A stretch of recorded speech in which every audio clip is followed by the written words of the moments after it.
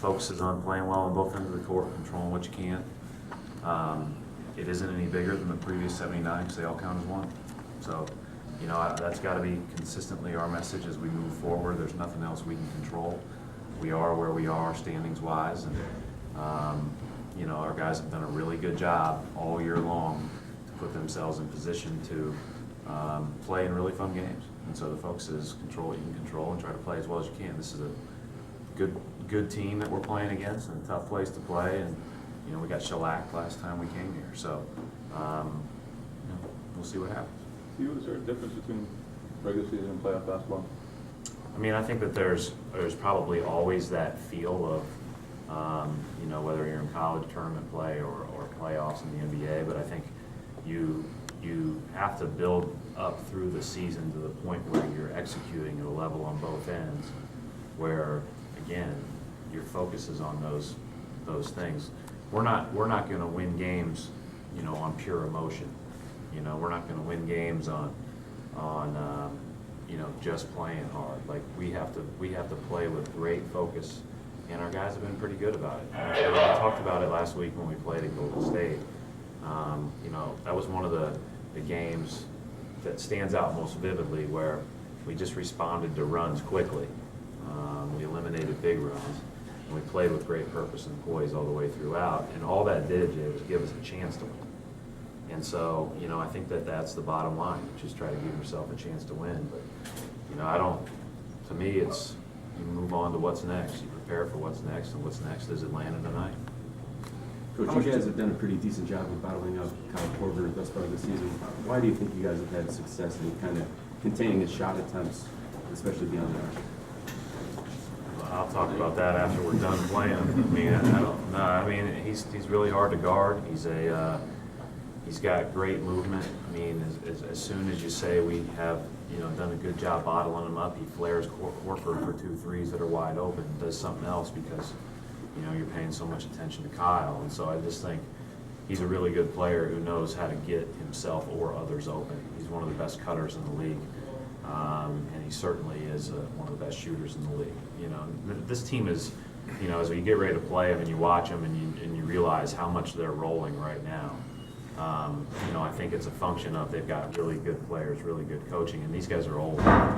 They know what they're doing, and Korver certainly is an example of that. How much does feeding affect your strategy going into these last couple games? How much does what? Seeding in the playoffs. I want to play well. I can't control what happens in other games with Charlotte or Miami or how Atlanta plays. I just think we can control how we best prepare to play, and then let the chips fall where they may. So again, it's something to talk about because it's what's there, and we're in. I'm appreciative of our players' efforts that we're in the position we're in, that we're in the discussion. But at the same time, it is all about that 48 minutes in between the lines, not about the talk before or after. Knowing you could see them again, though, relatively soon, do you have to guard against showing too much? No, it's basketball. They have video. We have video.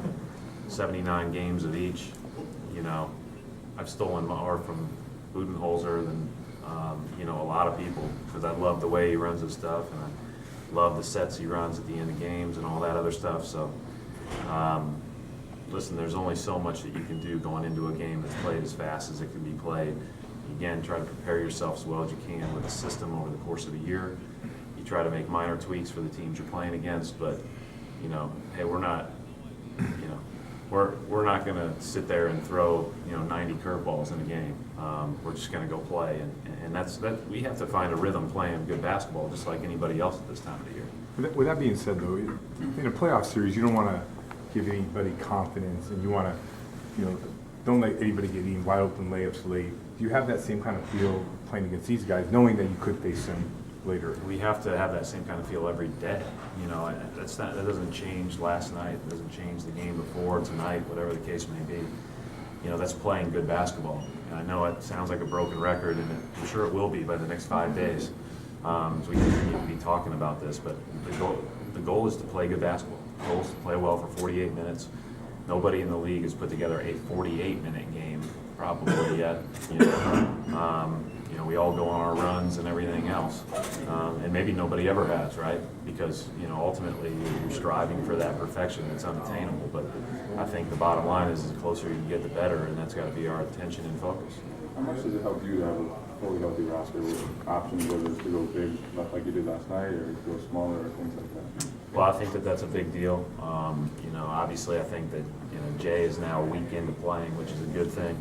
He's been in foul trouble both the last 2 Milwaukee games, so that was, I think, more of a Milwaukee thing than it was a, you know, coming back thing. But, you know, as Evan gets more used to the glasses, you know, and all that other stuff, feel pretty good about general health, knock on wood. And, you know, our depth when we're fully healthy, especially with our older guys that are you know, have been around and a little bit more accomplished.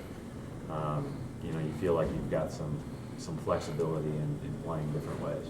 Do you get a sense that is anybody who's going to need a rest over the last couple of years? I think if you look at our minutes, we've done a pretty good job all year of managing minutes, even some of the guys that have played a ton of games. You know, I think Isaiah obviously is the guy who's played you know, the most total minutes when you add him up, but he's still, you know, I think right under 34 game or something like that. And, you know, there are games like yesterday where you get a chance to play a little bit less.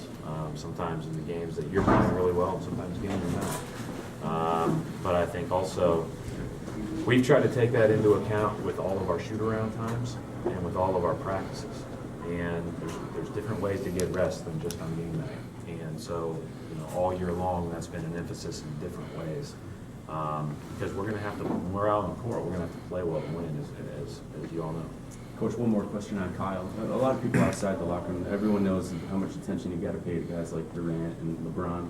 But for someone like him whose numbers don't necessarily pop off the stat sheet, can you just kind of sum up how much attention you guys have to pay to a guy like that in preparing for him?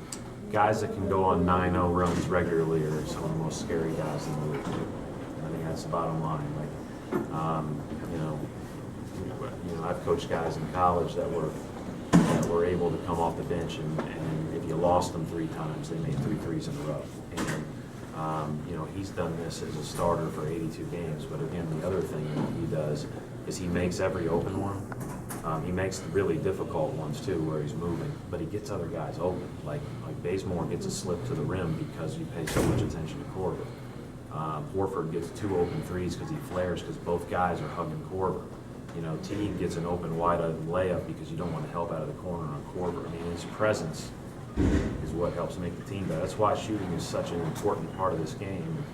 You know, I think that's pretty obvious, but you know, the best teams in the league are going to make shots over the next few weeks.